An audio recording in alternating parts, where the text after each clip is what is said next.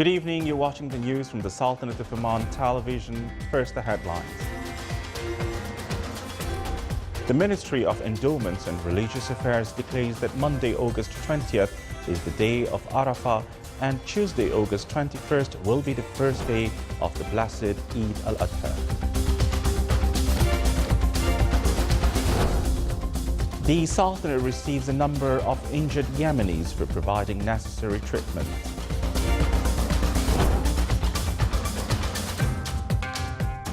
And the Omani Technology Fund reveals its investment activities in the field of technology and innovation.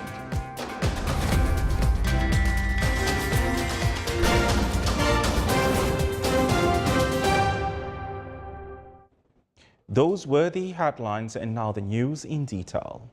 The Ministry of Endowments and Religious Affairs declared that the day of Arafah, the 9th day of Dhul Hijjah, for the year 1439 AH falls on Monday, August 20th, 2018, according to the calendar of al-Qura.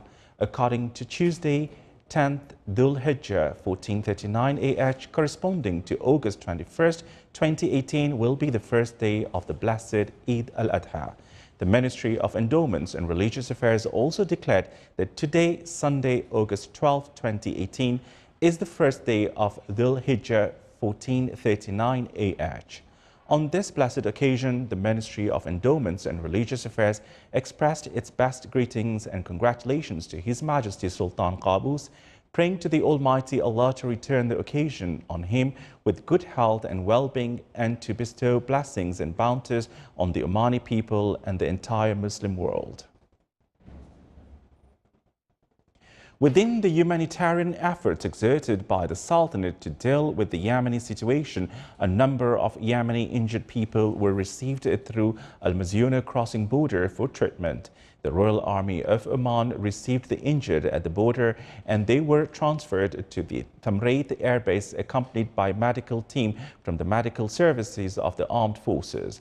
Then the Royal Air Force of Oman transported them to Sib Air Base to start their treatment in the Governorate of Muscat.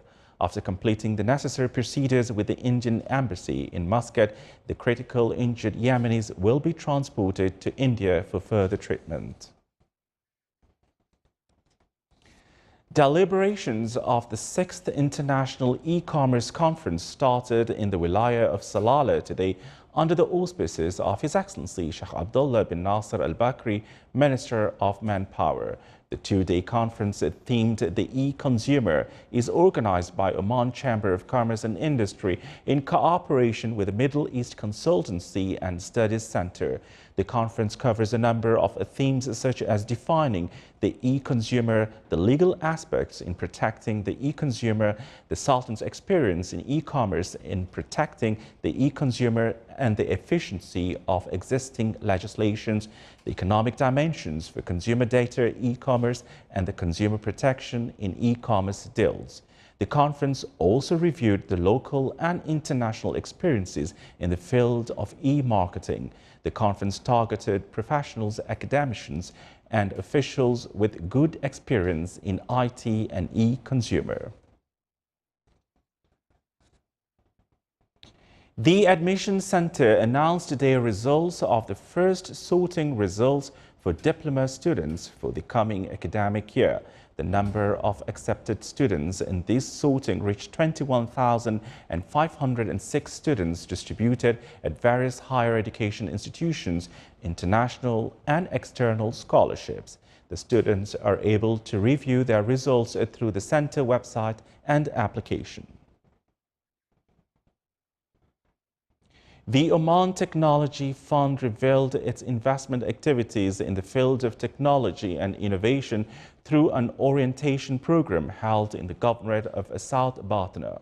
This fund seeks to put the Sultanate on the commercial investment map at international level through attracting emerging companies and innovative thoughts in information technology sector by providing encouraging environment for growing a number of projects and technological investments.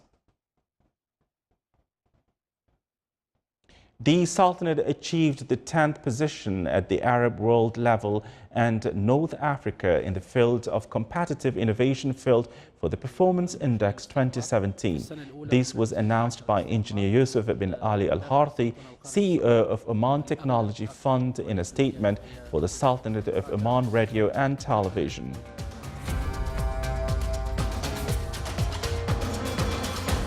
Still to come in our news bulletin. The Hadaiq Al-Fikr Library in the Governorate of Brahmi is considered a center to spread the love of reading and acquiring knowledge.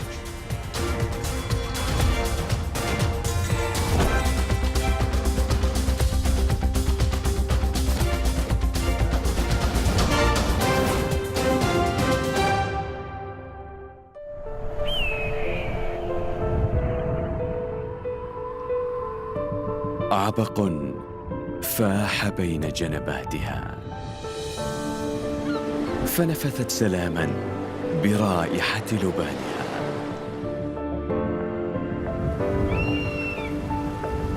حلقت عاليا نحو السماء، فنقشت بأبجدياتها تاريخا جميلا،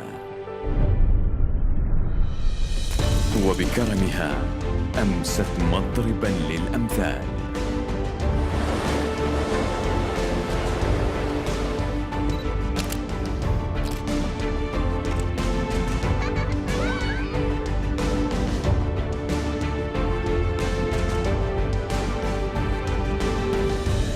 مهرجان صلالة السياحي 2018 من 10 من يوليو إلى 25 من أغسطس.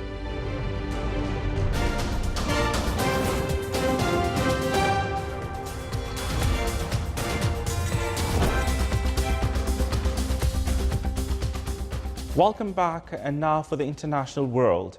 Jordanian government officials say today that searchers pulled the bodies of 3 suspected militants from the rubble of their hideout hours after assailants opened the fire and set off explosions that killed 4 members of the security forces trying to storm the building.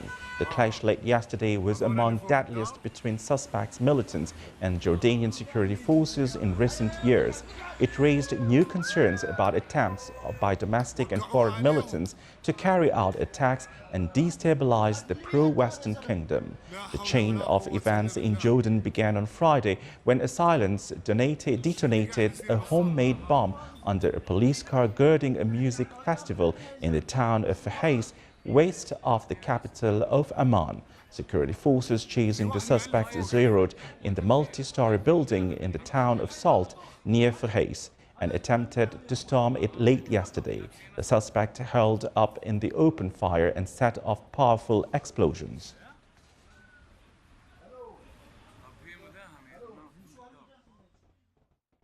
V.S. Naipaul, the Trinidad-born Nobel laureate whose celebrated writing and brittle, provocative personality drew admiration and revulsion in equal measures, died yesterday at his London home. He was 85.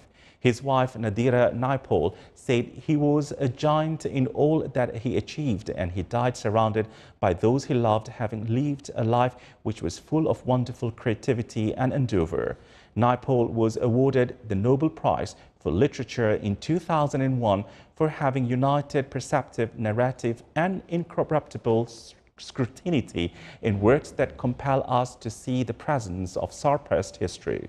In an extraordinary career spanning half a century, the writer traveled as a self-described barefoot colonial from rural Trinidad to upper-class England, picked up the most coveted literary awards and a knighthood, and was hailed as one of the greatest English writers on the 20th century.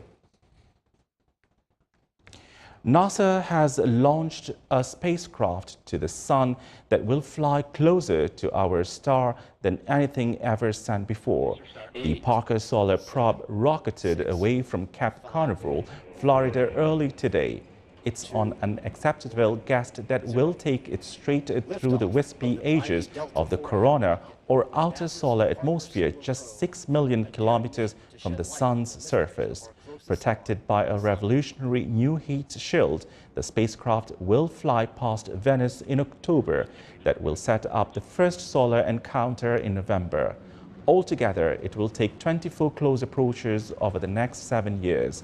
Thousands of spectators jammed at the launch site, including 91-year-old Eugene Parker, for whom the spacecraft is named. He proposed the existence of the solar wind 60 years ago. It was the first time NASA named the spacecraft after someone still alive. Looks good.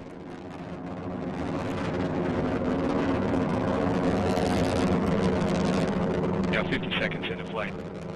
Strap on booster.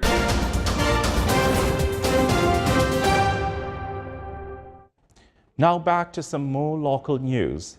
The second cardiac catheterization lab for Cath Lab was inaugurated in Sultan Qaboos Hospital in Salalah. The Medicine and Heart Surgery Center at the hospital is specialized in providing services for patients with heart conditions and diseases.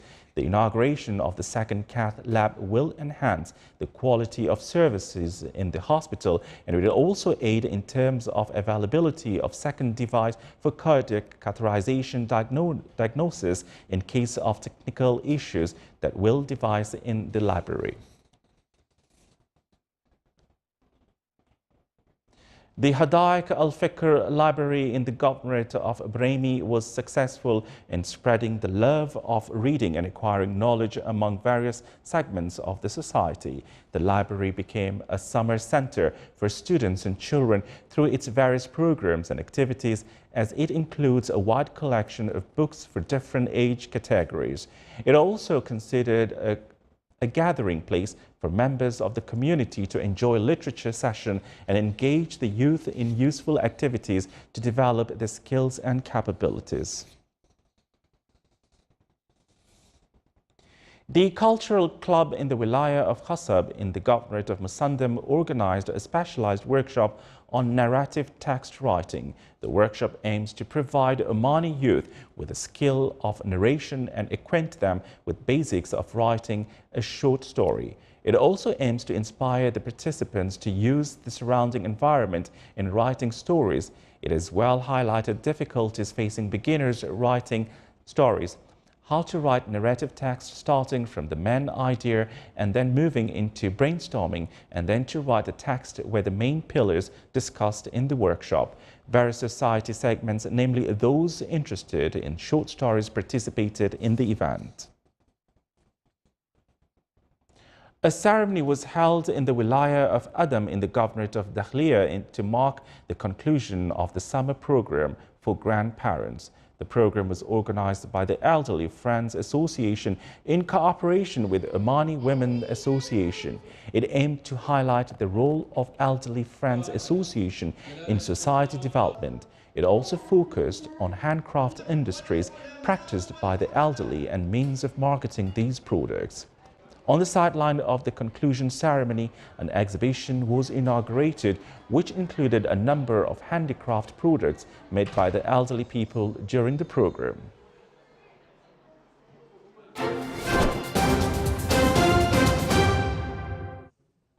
Now for the general weather forecast around the Sultanate. Clear skies will prevail over the coastal areas of the Governorate of Dhofar and its nearby mountains, with chances of intermittent drizzle. Rest of the Sultanate will have clear to partly cloudy skies with chances of cloud accumulation and scattered rainfall over the Hajar Mountains. Low clouds and fog late at night and early morning are expected over the coast of the Arabian Sea and the Sea of Oman. Winds will be southeasterly light to moderate. Seas will be slight with a maximum wave height of 1.25 meters.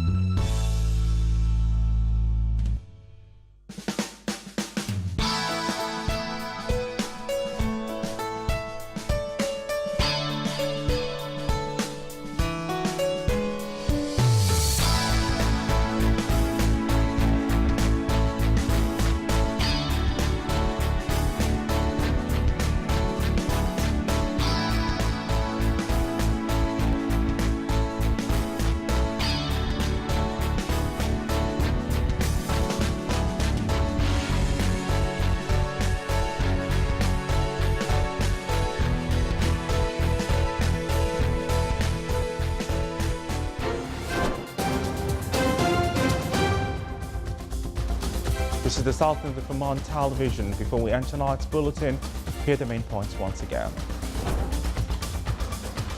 The Ministry of Endowments and Religious Affairs declares that Monday, August 20th is the day of Arafah, and Tuesday, August 21st will be the first day of the blessed Eid al-Adha. The Sultan receives a number of injured Yemenis for providing necessary treatment.